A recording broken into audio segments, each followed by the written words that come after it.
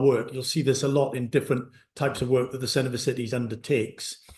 And the latest in Cities Outlook 2025, we showed that the centres of the UK's 63 biggest cities and towns, so the city centres of those places, which actually account for 0.1% of the UK land, are home to nearly 20% of the cutting-edge, innovation-rich firms. So these city centres are already the places where a significant number of cutting-edge firms want to be located. And obviously, when you look across the 63, there's quite a bit of variation.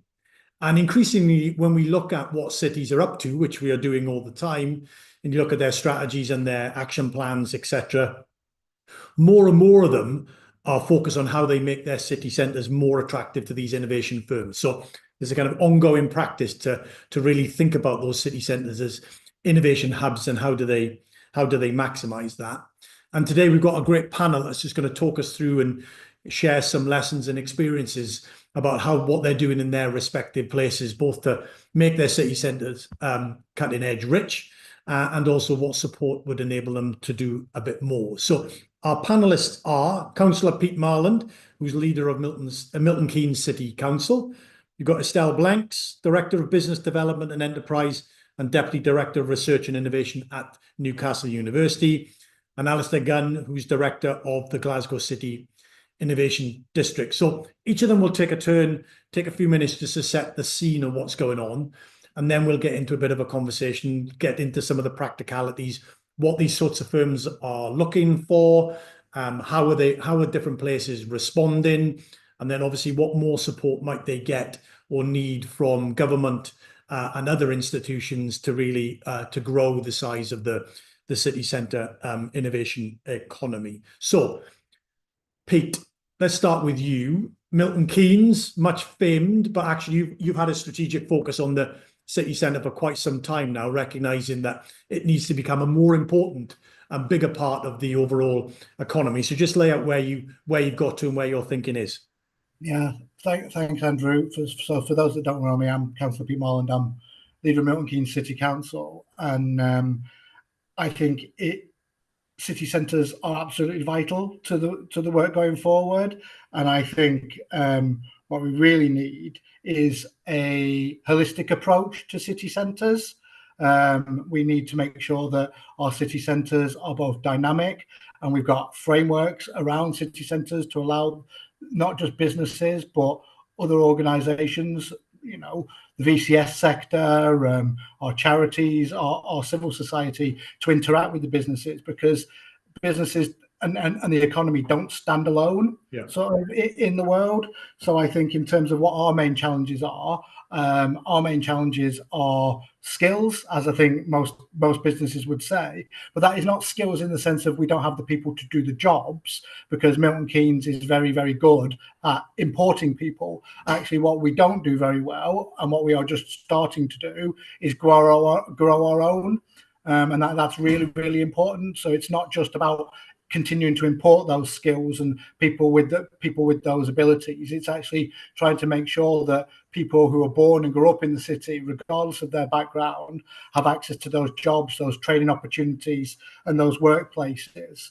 I think in terms of sort of that balance between trying to attract business and trying to grow our own business, I think just in terms of international capital, most businesses now, unlike the 1970s, 1980s, when Milton Keynes City Centre was created as a central business district, and there's a big leafy sort of book to look through, and they'll say sort of there, you know, we live in an era where these big international capital will take very high level strategic decisions about where they're going to place their businesses. We just need to be on their radar somehow. So it's about making sure that our name is out there, you know, and things like the Oxford Cambridge corridor, the work that you do actually is Centre for Cities, but all of those organizations, businesses talking to each other, that's really important. But I don't think in terms of our strategy, what we try and do is sort of do this big sort of presentation and have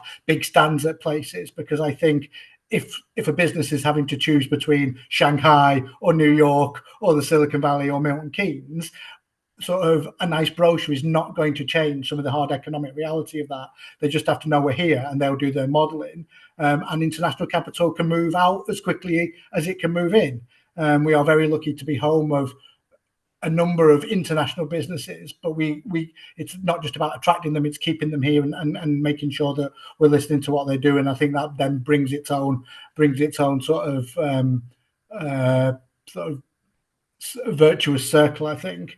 But our main effort is to make sure that we are concentrating on growing our SME base, because if you're born here or around Milton Keynes or spinning a business out of Oxford and Cambridge or Cranfield or the Open University, those businesses are more than likely to remain here. They have ties here, they have roots here, and actually we haven't grown to be the 7th biggest economy in the country by city footprint or have all the success we've had just by importing businesses. 1 in 3 are in jobs at tech. In 1 in 3 of our jobs are in tech, and actually the vast majority of those are small and medium enterprises. I think what businesses want from us and what we want from government is a framework and a prioritization, not a direction. And we also need that flexibility to understand that something that may have been decided in 2020 or 2024, I think the Chancellor is going to stand up tomorrow and say the world has changed. Yes. So it's that certainty of long-term funding streams to enable those businesses to grow and access capital from the government where they want it. But also, I think, as just from a Milton Keynes point of view, the ability to flex some of those odd rules that we've got, like certain things can't go on pavements or can't fly in the air and things. We live in a heavily regulated country in the UK, and the ability of local authorities and combined authorities to be able to flex so new technologies can be tested. And we've tried that. We've built our own 5G network here. We got our own private 5G network in the city centre. In terms of what we are doing to encourage those businesses, growth isn't just, I don't think, as I said earlier, isn't just about economic growth. It's a holistic growth. So I can give the example of my neighbour. He works for a company in the city centre. They do fintech. They do 3-factor authentication. But he also works out of his house because his portfolio now extends from companies in Qatar and the Middle East right through to the west coast of America. Mm-hmm. So he will start his day at sometimes at 4 a.m. and finish at 12 at night across 3 or 4 continents. But the ability to be able to live here in relatively cheap for the southeast, affordable homes is massive. We've got that quality of life. It's about putting all these things together, because I think there is this myth that cutting-edge industries are sort of all populated by tech bros, and they're not. It is not that at all. We are a multicultural place in Milton Keynes, so supporting that multicultural city is really, really important. And just also underlining the polycentric nature is that city centre is important, but the fact that we've got land outside of the city centre and links to other places, our links with central Bedfordshire and Bedford and Luton Airport is massively important. So as those businesses scale and grow, they might not want necessarily huge footprints in the city centre. They do want innovative, collaborative space in the city centre, but they might want fabrication places sort of outside of the city centre. Mm-hmm. In terms of what businesses want from us, tends to be around supporting those networks.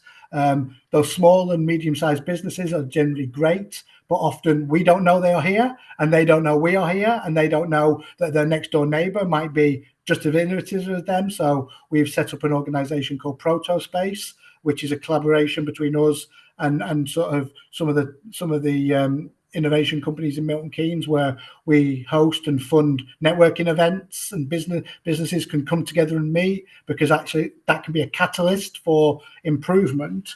I think they want a long-term stable approach, and Andrew, because you sat on our commission for 2050 back 10 years ago that set what we want the city to look like in 2050. Yeah. And underneath that, we are developing our spatial plan around that vision for 2050. So it's not just one small sort of local plan for the next 10 years about where we're putting the housing. We are thinking strategically about how our housing and economy and all of those things like public space mixed together.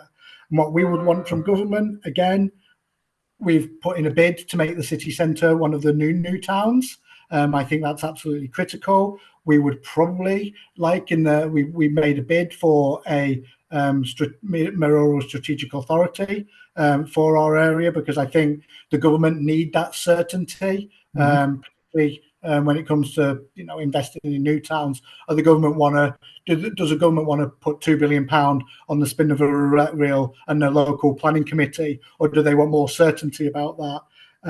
But it's also, I think, that just that flexibility to be able to do innovative things here. So we're running autonomous vehicle trials, we're doing drone trials, but often, some piece of legislation from 1857 gets in the way, and then it requires parliamentary time for a statutory instrument and things. So just a bit of understanding about how some of that weird old legislation could be swept away, if nothing else, to give us a level playing field with a lot of our competitors that aren't in the UK. I don't compete with Manchester. I don't compete with the West Midlands City region. I don't compete with Teesside. We are competing with Shanghai and on Australia, and obviously they've got much more up-to-date legislation and can be seen in the business community, particularly big internationals, as much more business friendly. Yeah. So it's not necessarily always about money. It's about the flexibility to be able to just allow that innovation to take place without getting bogged down in 12, 18, 24 months of sort of weird back and forth and lobbying groups and things like that, when they just want to make a decision. Yeah, that's excellent. Very good. Thank you very much. But obviously loads in that, which and themes that we'll come back to it and maybe explore. I should have said before, we've already had a reflection on someone who started their career in Milton Keynes back in 1985. Good to hear from you, Keith. If you've got questions, comments, put them in the Q&A function, and I'll throw them into the conversation as best I can as we go through. Estelle, let's turn to you. Obviously, Newcastle University, a critical member of and partner of the attempts to really drive up the innovation aspects that are going on in and around the city centre. Say a little bit about where the university fits in that, but what the plans and what the ambitions are for the city centre. Yes, thank you, Andrew, and hi everyone. It's great to be here today in such an important topic. So I think we've heard some key messages here from Councillor Marland around, and a key word I've heard is long term. And for Newcastle University and Newcastle and our innovation scene, our innovation is in our DNA. At Newcastle University, some of our buildings, Armstrong Building, Stevenson, are named after the pioneer of the Industrial Revolution, and this, pervasive nature of innovation and how we ensure that benefits our economy and society is at the forefront of the mission for Newcastle University and our partners. We have had a long-term commitment to our civic engagement, and innovation plays absolutely a key role in this. And today, our strategic plan focuses on some key challenges and thematics around electrification, health and aging, data and AI, all topics that are basically topics of innovation and growth going forward. One of the things that I've been with the university only just under a year ago, but I've been involved in the innovation ecosystem of the city for a long time. And 20 years ago, almost, I was lucky enough to be part of the team that started the work on what is now known as the Newcastle Helix site, which is our innovation district located in the city centre. And as the name indicates, is here to bring together long-term collaboration between university research, industry, government, and very importantly, the community that lives and works in Newcastle and around Newcastle. And that vision of an innovation district development to ensure that our innovation permeates and is pervasive across all of our challenges remains the same 20 years on. And if you look at the site now, 24 acres of it, you will see that innovation and that translation of innovation between what's happening in the university and startups and businesses that are located on the site. It's very visible, and you can see that long-term partnership playing out. Still a lot of work to do. Still some key challenges. How do we ensure that our innovation revolution includes everyone, and that the excellent research that we do here benefits the citizens of Newcastle and beyond is again, the challenge that we're here to address, and the commitment of the university to do that as a civic university, as I said. We talked about other challenges, and again, in the previous discussion, finance and investment is, of course, key to this. And I think if you speak to the majority of businesses in the UK, in skills and finance remains some key challenges to support innovation and to support growth. And what we have observed on the site is the key role that the interplay between the economic impact of our homegrown businesses. In our case, in the university, we have a portfolio of about 40 spin-outs. A vast majority of them are based on the Newcastle Helix site, and are growing on that site and are benefiting from the interaction with industry and other key players, but also the importance of investment in the city. And over the past 5 years, just for a few stats, we've increased basically foreign direct investment has doubled in the past 5 years in Newcastle. And a lot of it is down to the quality and the strengths of the partnership that exists between our industry and university research, but also access to skills. Newcastle and the wider Northeast region benefits from the presence of 4 and 5, if you include Teesside universities. 2 of them are Russell Group. And that access to skills and talent is a key decision-making process, and one that ensures that investment is long-term and not necessarily based on short-term incentives. That will mean that our place is just not attractive and sticky enough in the long term. So that's really important.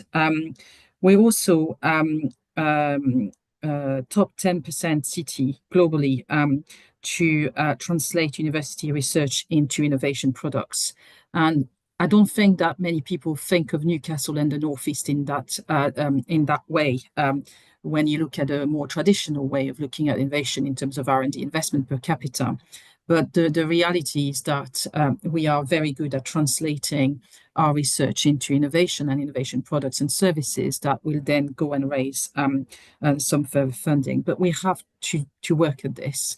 And our access to finance landscape remains one of the key obstacles for innovation, as I think is well documented everywhere. So what we need in that kind of ecosystem is, as I said, long-term investment and long-term thinking, and thinking about not just the traditional tools, but really building capacity within the our economy, within our government, within our universities and businesses to allow for partnership working and to allow for long-term views and balance our innovation approach between investment in key sectors, but also a very much a mission-led approach. So looking at the long term and what can we do together to resolve some of the key challenges that we have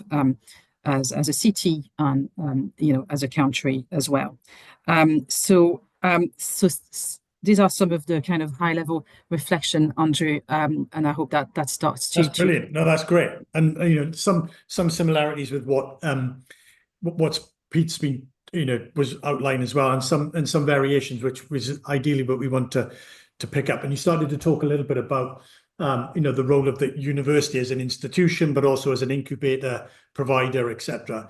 Be ready, because it's an interesting question for you. You've got a dynamic cutting edge economy. You don't have universities on site, although that was one of your strategic priorities. So not yet, well, unless you're from Alisdair, but it'd be interesting to get a sense from you as to how you think about that, how you overcome that, how you address that. Alisdair, give us the sort of Glasgow Innovation District perspective. Obviously, there'll be some similarities with what Pete and Estelle have already said, and some differences, and then we'll have a bit of a conversation. Thanks, Andrew, and it's great listening from Council of Ireland and Estelle as well, and all so two cities that we've engaged with. Certainly, we've engaged with the Cranfield University, who are looking at innovation districts, and the Helix Innovation District is part of the UK IDG that we are part of. The Glasgow City Innovation District, it was created 6 years ago, and like all innovation districts, they've got an anchor institution, and that one being Strathclyde University, which is recognised very much for its applied, the application of innovation into industry. But Glasgow as a city has been going through quite a transition, and it's one of those transitions that even through COVID. It's been one of the cities that have still kind of been impacted from that, and just even within the city centre is how do we attract and retain kind of businesses within there. But the innovation district has been on quite a journey, but our partnership is the formal partners who make up the kind of leadership include the City Council, the university, the Chamber of Commerce, and also our National Economic Agency. And I think that's one of the things which is very, very distinct with anything, certainly for the thing that we're doing, because we have each of the partners involved in local, regional, national development. And that has lent itself to collaboratively working together on at policy, innovation economy policy at region level, right down to city and then down to district. So one of the things which we have been working over the last kind of 6 years since we've been established is to establish that connection directly to the UK government, also to Scottish government, and also then that kind of going into the metro region. And I wouldn't underestimate the value of the Glasgow City Innovation District, and the City Council is linked into the Canat Metro region of Glasgow City region, and that has helped to position Glasgow now as an economic region of interest. And we'll kind of talk about this in a minute, but in the previous jurisdiction with regards to the innovation accelerator programs, and that has been a catalyst for the innovation district to support the delivery of some of those kind of programs, which has then led on to the strategic development of the innovation action plan for the region, which we are then delivering to. And then also that's moved on to the investment zone, which is kind of, again, a key aspect. But the thing where, which within the district, one of the key aspects that we're looking at is how do you regenerate a city centre for it to be residential? And we talk about innovation quite a lot, but innovation is great, but you need to create businesses. You need to create that pipeline of businesses. Those businesses have got to locate and be located within the city centre. And those jobs then obviously can then allow and attract residents to come to the city.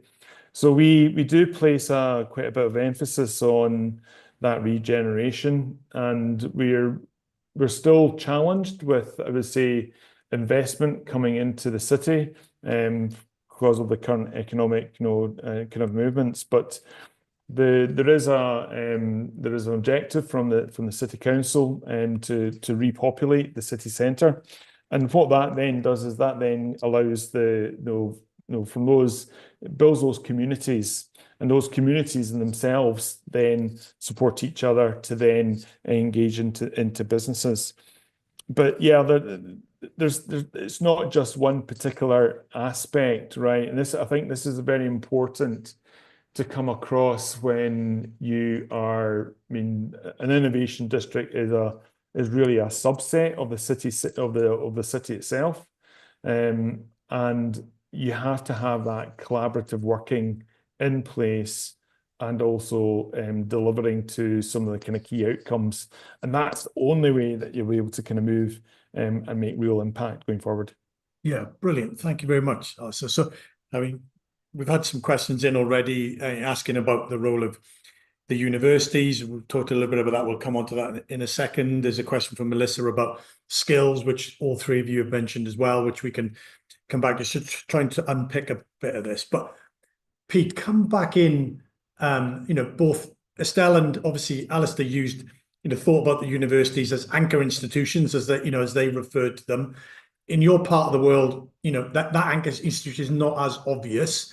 What's your thinking on that? I mean, is part of your involvement in the ARC to sort of borrow some of that from, Oxford and Cambridge and bring some of that to Milton Keynes? How do you think about that in terms of the city centre and what these firms are looking for, given that proximity and access to universities is part and parcel of what these types of firms are looking for in different ways? Pete? So I think I can answer that question in two ways. One is more of a sort of transactional, why we need a university in central Milton Keynes is essentially in our local plan, but we could be building anywhere between 10,000 to 25,000 extra houses in the city centre in the next 25 years. Without a student population, I think that is a challenge, because student populations bring in a whole lot more than just their ability to sort of hang around, go to bars. It's about that changing aspect of people's relationships with education. When I went to university, no doubt when you went to university, I went to university in Liverpool. Actually, even 25 years ago, if you got a degree, particularly in politics or economics, you didn't stay in Liverpool. And it was the same in Manchester, Glasgow. And what those places have done brilliantly, Newcastle, is be able to capture sort of those students that move there from places like Milton Keynes, sort of, and give them a reason to stay. You look at what happened in Salford. So sort of, I think sort of like that educated population sort of then moves out and creates businesses themselves. I think our pitch has always been sort of like, this country lacks an MIT, Caltech level institution for technical skills. And I think that's really important. I think just in terms of businesses and skills, I would question whether it's anybody's job other than to teach and sort of give students the ability to do sort of very, if you're a doctor, you can't take a politics degree, or if you want to code, you need to learn to do that. There is a middle way, I think, in too many businesses sort of say, we want somebody to be able to start on day one. Well, that's never how it operated in the past.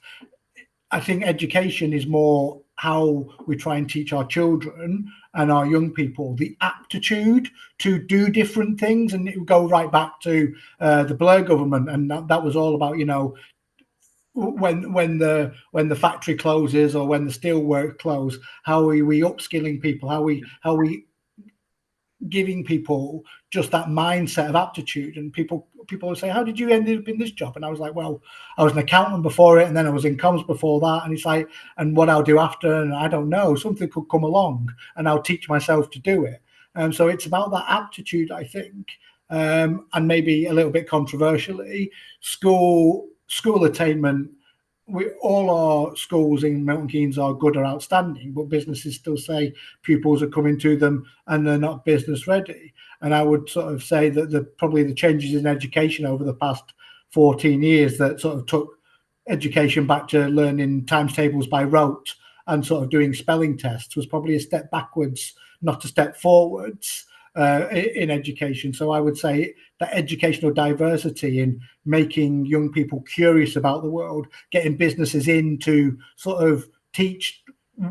It's not maths. Maths is not just writing down X plus Y equals Z. You know, it has an application in life and making it exciting. And so that's what I would say in terms of skills is what we should be all about. It's we'll come back to that on the skills bit. Oh, yeah, definitely, because I think you make a good point on that. Estelle, coming on, so the practicality. So Pete's talked a little bit about, having a university presence, brings footfall, it brings vibrancy on the back of that.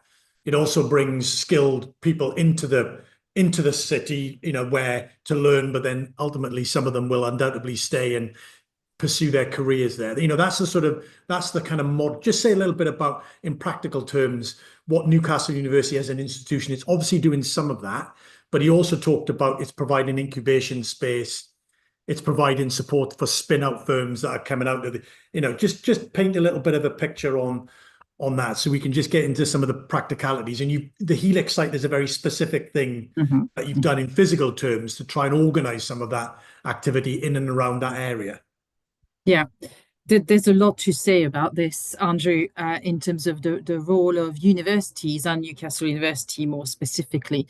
I'd like to start with some interesting figures that I've seen recently that were generated by the N8 partnership. So that's the kind of research intensive universities in the north. But the ratio is what's interesting in here. If you look at the economic impact of universities in their region, if you look at the N8 universities, roughly, and I'm rounding figures up here, £2 billion is achieved via research. So that's basically the fact that we attract researchers to the region and the economic spillover of this. £2 billion is around knowledge exchange, traditional activities. So that's basically the return on investment to the economy in terms of our licensing, intellectual property, technology transfer, consultancy, contract research, and the impact that this has on the economy. Yeah. So, for example, spin-outs at Newcastle University create 310 jobs, and that's a slightly outdated figure, but somewhere along those lines. And those jobs are primarily located in the city region area. So straight away, you can see where that knowledge exchange impact comes from.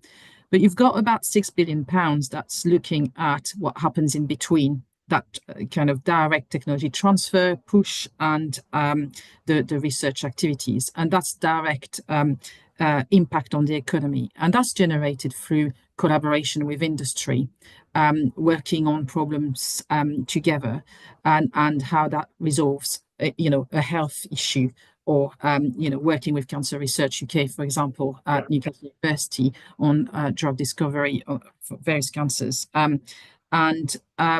All of that is the direct economic impact in the region. So that's just to illustrate, the kind of thing that we do. And that's achieved by, collaboration with businesses. It's achieved by, building capability to generate business through spin-outs or startups. Our startups figures are even more impressive. So our student startups create about 800 jobs, and a lot of them, because of their nature, are created again in the city region. We do a lot of work to support the creation of these spin-outs or startups from the moment that we, through our teaching, and the moment that we have students all the way to obviously starting up a business and beyond. So the aftercare through incubator provision, etc., is enormous. So that's in a nutshell, and I could expand so much more on this, but this is the role of the university in economic and regeneration. And at some point as well, I'd like to come back to the point that Alisdair was making around the creation of communities and in city centres and innovation and residents. And that's something that we are really actively looking at in the Newcastle Helix site at the moment, and really bringing that community element to innovation. And I should stress as well, just as a point, we talk about innovation and many people have different definition of innovation.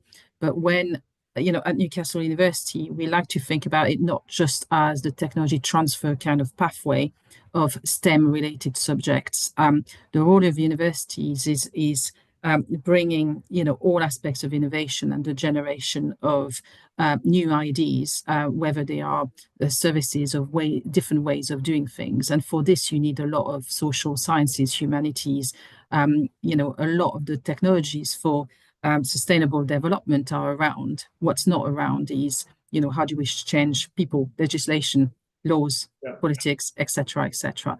So that kind of confluence between all of this expertise that exists in Newcastle and elsewhere is absolutely important to embed innovation for economic development and regeneration. Brilliant.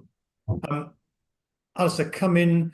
You mentioned the Innovation Accelerator. Obviously, we had your colleague Duncan on our event last week, which was actually the 2-year anniversary of the Accelerator program, and talked a little bit about that. Just so connect that agenda to the extent, but also, I guess, one of the questions we talked a little bit about, universities sort of pushing stuff out, which is right, and Estelle's just talked a little bit about that. Talk a little bit about what are firms that are outside of the university complex that maybe are new to Glasgow or already in Glasgow. What do they want from the innovation space? What do they want from the city centre? And therefore, how do we respond to that? So it's a good point. Let me pick on the Innovation Accelerator for a start and how that's kind of evolved.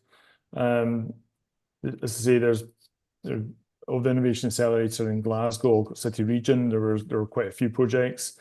The one thing that was quite distinct on the Innovation Accelerator was the universities were at the back of them, as in they were all kind of driven with a university engagement.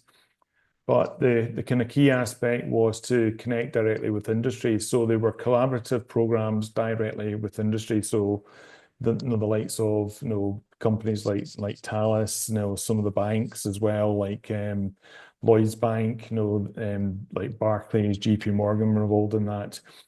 So the thing which that program has allowed is it's actually allowed.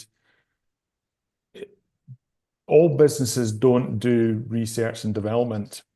A lot of the big companies and enterprise companies are developing existing services and evolving them. Yeah.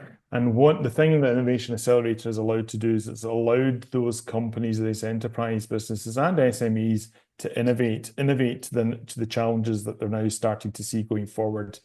And there has been a quite significant change in the last 6 years. I would say that from 2010 to 2020 was that era of digital transformation, service transformation around with the kind of software side. But the thing that has evolved now since the pandemic, and we'll use the cliche word that everybody talks about, is about deep tech. It's about science, innovation based, I would say deep science, kind of services. Now, the thing that we're starting to see as well is that industry, as in companies, need to innovate, and they need to get closer to be able to, the one thing that the Innovation District and universities and colleges, what it can allow, it allows those businesses to actually focus in on the key challenges going forward. Now, if I give an example again here is like from an energy sector. So within GCID and within Strathclyde, we've had a great engagement directly with industry.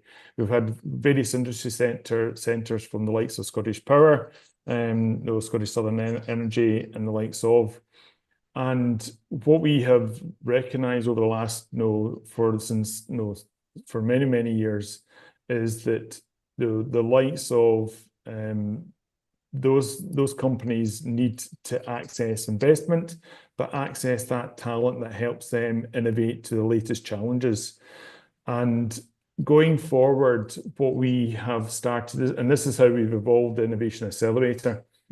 So the Innovation Accelerator, we've evolved that towards the investment zone, and what the investment zone has now allowed us to do is allowed to again go directly to those kind of key industry sectors that are evolving, so likes of space, advanced manufacturing, and it's helped the funding we've been able to secure is again allowed to obviously reinvent but redevelop. And we're seeing this now every day in the innovation space, as many of the colleagues in this session today will know, is that society and industry and the markets are changing very, very, very quickly. And that's where you need to get access to that expertise.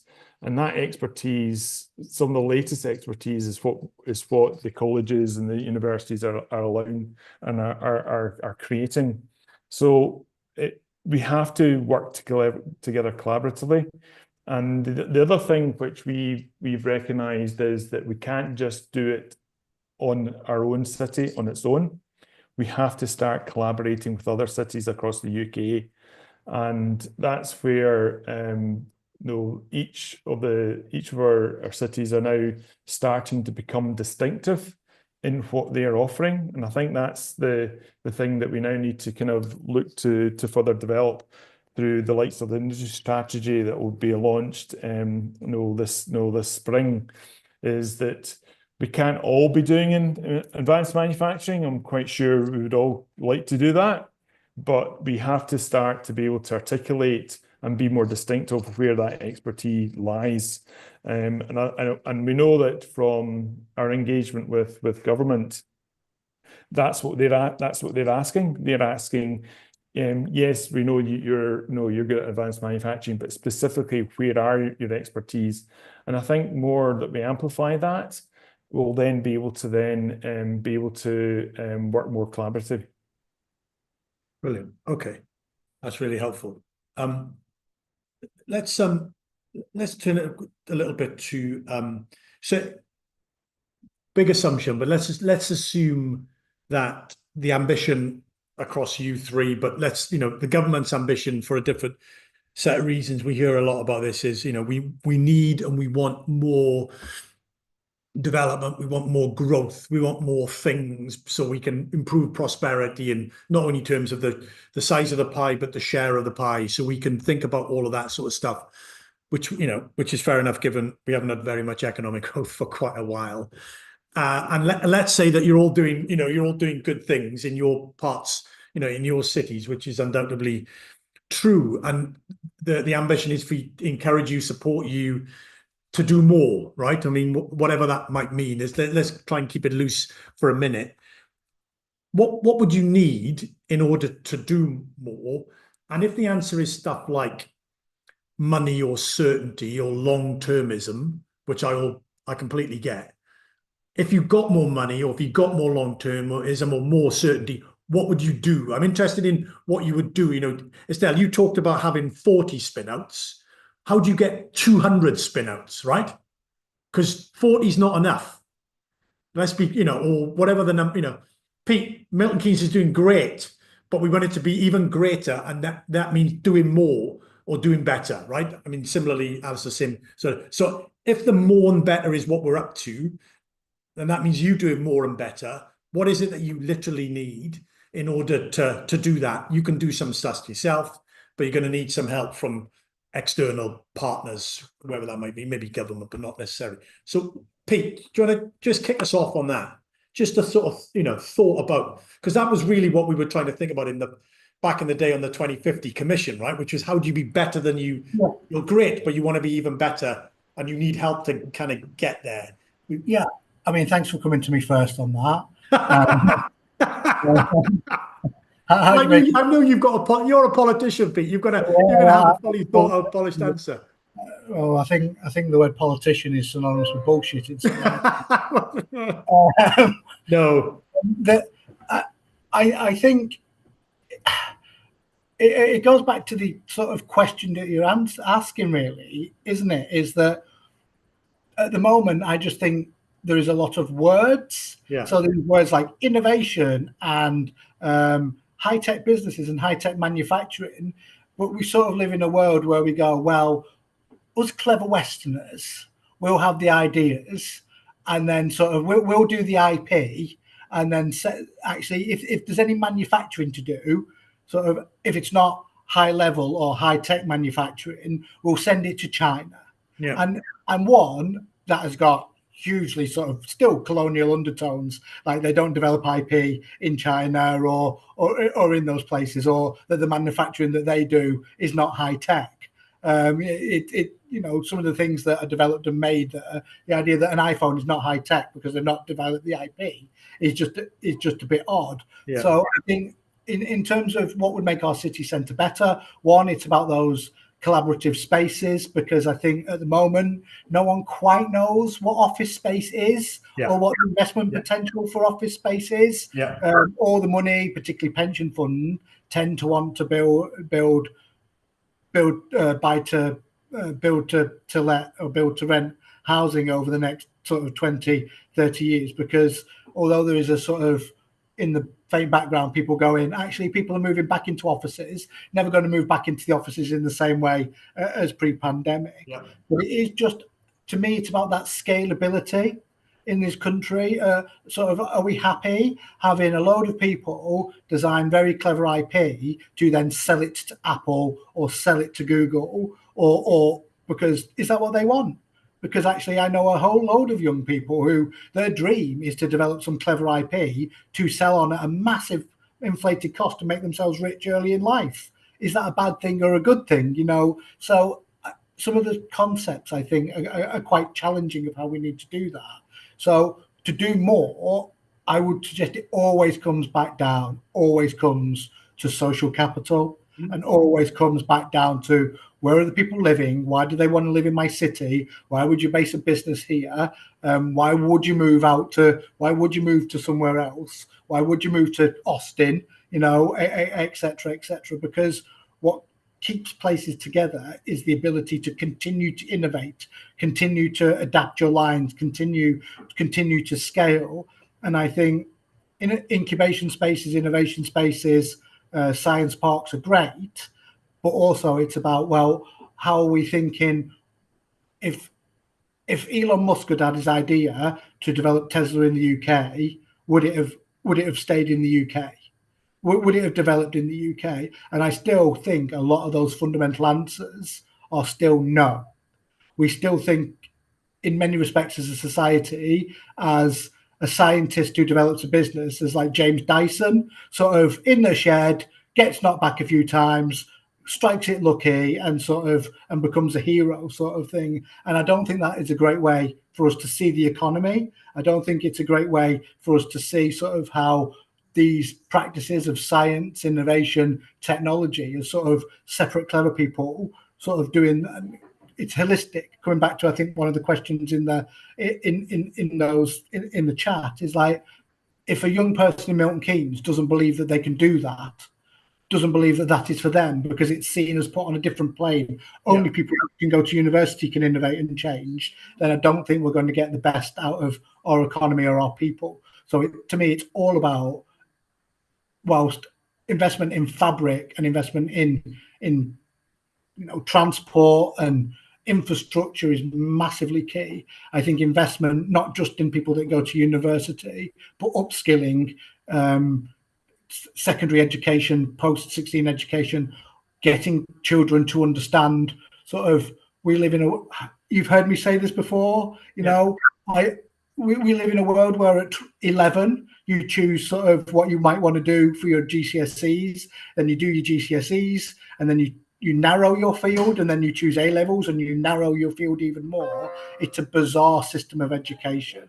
And I think to really supercharge growth in this country, we have to fundamentally give a bit more credence to what innovation is and how you can then help scale business rather than just sort of rely on institutions to do it for us. Brilliant. That's really helpful. I mean, as well as the big picture stuff, which I completely agree with, Peter, in that, you know, you talked also some of the practicalities around the sort of the workspace, incubation space, talked a little bit about business finance, particularly as it relates to scale-ups and not just startups, but actually taking firms or organizations to the next level.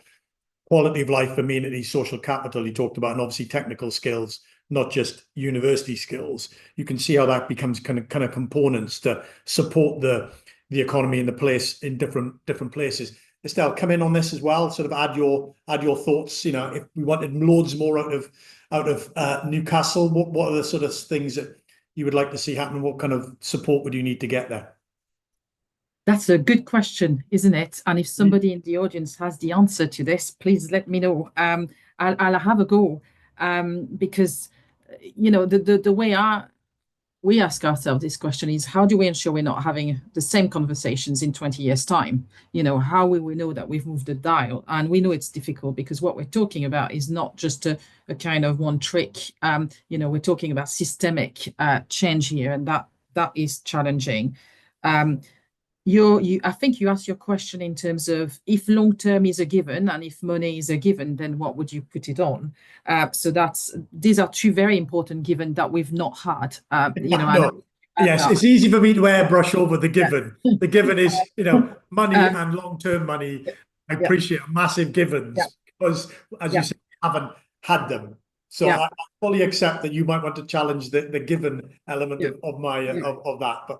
Yeah. And I think, you know, I will start with a specific and then some more generic points. But, you know, if we're talking about how do we ensure that innovation has an impact in our cities and for our people, we need to ensure that we can fund innovation. And that is a challenge. And the further north you get, the more challenging it gets. And that's so some of the things that we are doing and you know, are hoping that this is for the long term, but you talk about, you know, we need 200 spin outs, not just 40. And you know, what are the key barriers to this happening?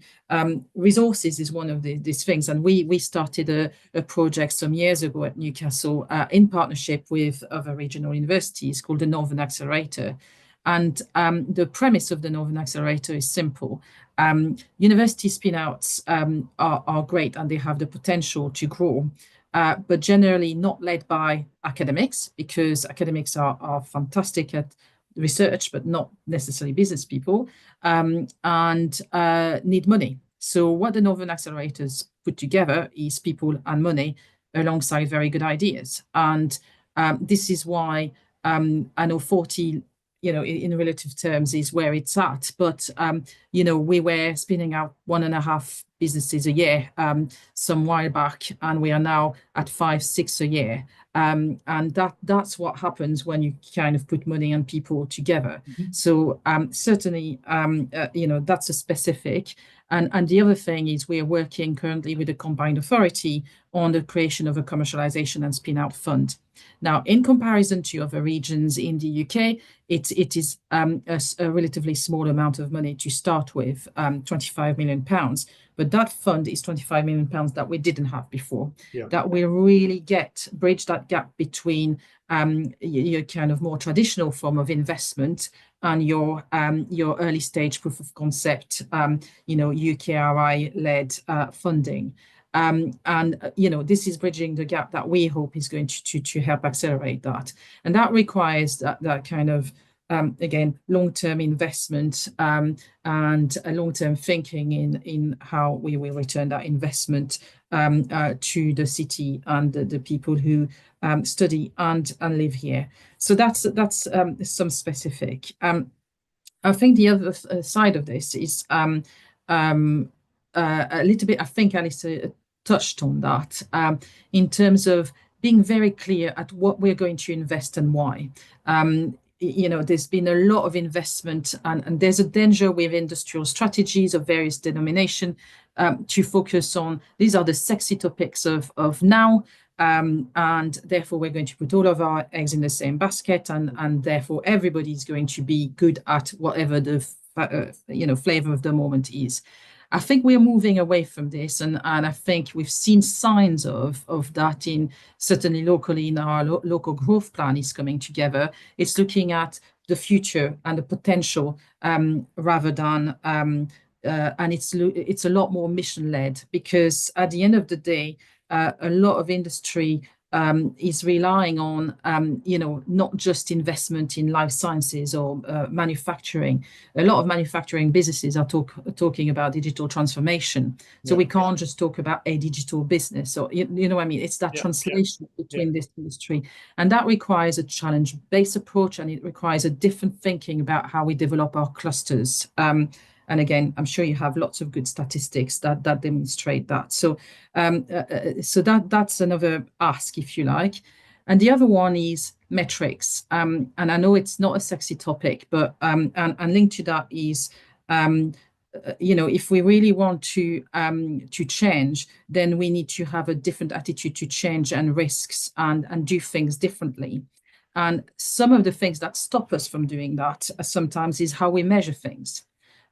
So actually, is it good to have 200 startups if they're all founded by white male from somewhere in down south?